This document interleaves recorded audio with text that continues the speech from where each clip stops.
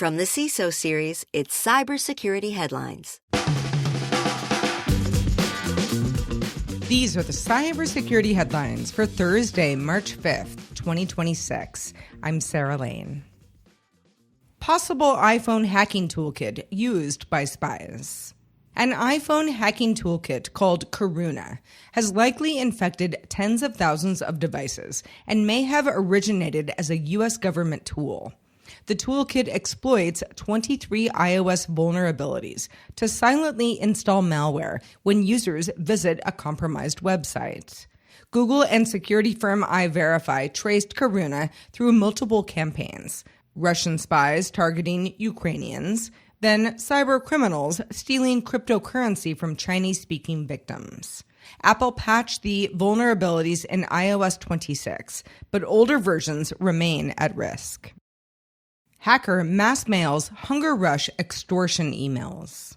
Restaurants using HungerRush's point-of-sale system have had their patrons receive mass extortion emails claiming that millions of customer and restaurant records could be exposed unless the company responds.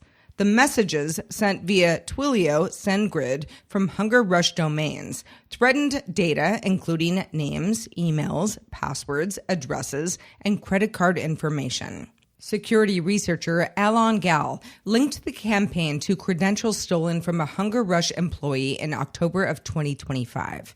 HungerRush confirmed the incident and is investigating with law enforcement. Tycoon 2FA phishing platform dismantled.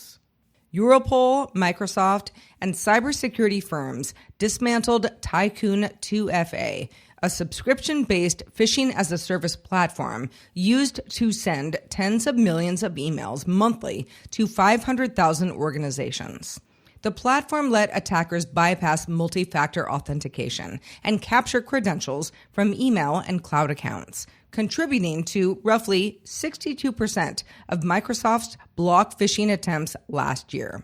Law enforcement seized 330 domains and took legal action against operators, including Saad Fridi in Pakistan. The takedown involved agencies across Europe and support from major cybersecurity companies. 14 countries shut down Leakbase. Authorities from 14 countries shut down Leakbase, a major cybercrime forum with over 142,000 members, seizing its database, domains, and arresting multiple suspects. The site hosted stolen data, including banking details, credentials, and personal information from U.S. and international targets. Around 100 enforcement actions targeted 37 active users, and the FBI, Europol, and other agencies coordinated the takedown to disrupt access to stolen information and hold operators accountable. Huge thanks to our sponsor, Adaptive Security. This episode is brought to you by Adaptive Security, the first security awareness platform built to stop AI-powered social engineering. Picture a new hire who interviews well, except they're synthetic. AI video, AI voice, AI backstory.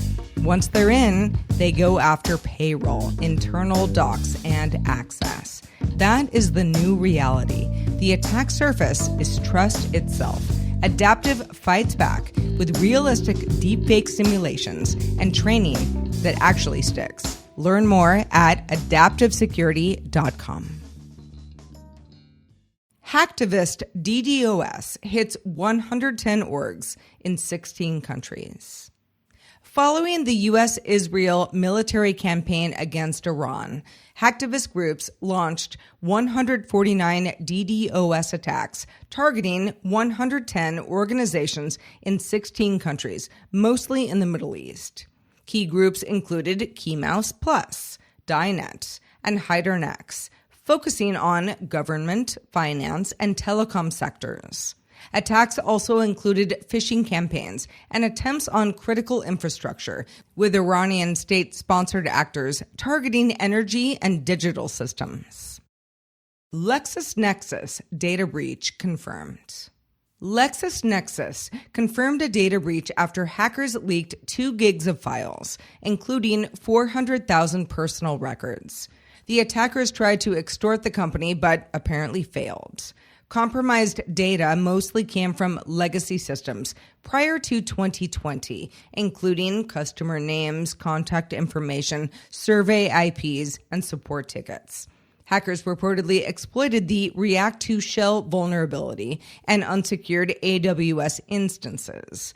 LexisNexis says its products and services were unaffected and the issue is contained. Fake LastPass support emails steal vault passwords. LastPass warned of a phishing campaign using fake support email threads to steal vault passwords. Emails impersonate LastPass, urging users to click links like report suspicious activity, which leads to a fake login page that captures credentials. Attackers use multiple sender addresses and altered URLs to appear legitimate. LastPass systems weren't compromised, and users are reminded never to share their master password. The company is working to take down the phishing sites and asks suspicious emails to be reported to abuse@lastpass.com. Cisco warns of max severity secure FMC flaws. Cisco patched 2 maximum severity vulnerabilities in Secure Firewall Management Center, or FMC, that allow unauthenticated attackers to gain root access or execute arbitrary Java code as root. One is an authentication bypass. The other affects the cloud-based Security Cloud Control Firewall Management. No evidence of active exploitation or public POCs exists. Cisco also addressed dozens of other high-severity flaws across FMC, Adaptive Security Appliance, and threat defense software. Cybersecurity sales lives and dies on trust. So why do so many vendors burn bridges just to get a foot in the door? That is what we're trying to figure out on the latest episode of Defense in Depth. Look for the episode Why Overpromising is a Dangerous Sales Tactic wherever you get your podcasts. And if you have thoughts on the news from today or about our show in general, be sure to reach out to us at feedback@cisoseries.com. We really want to hear from you. I am Sarah Lane reporting for the CISO Series. You stay classy out there, planet Earth. Cybersecurity headlines are available every weekday. Head to CISOseries.com for the full stories behind the headlines.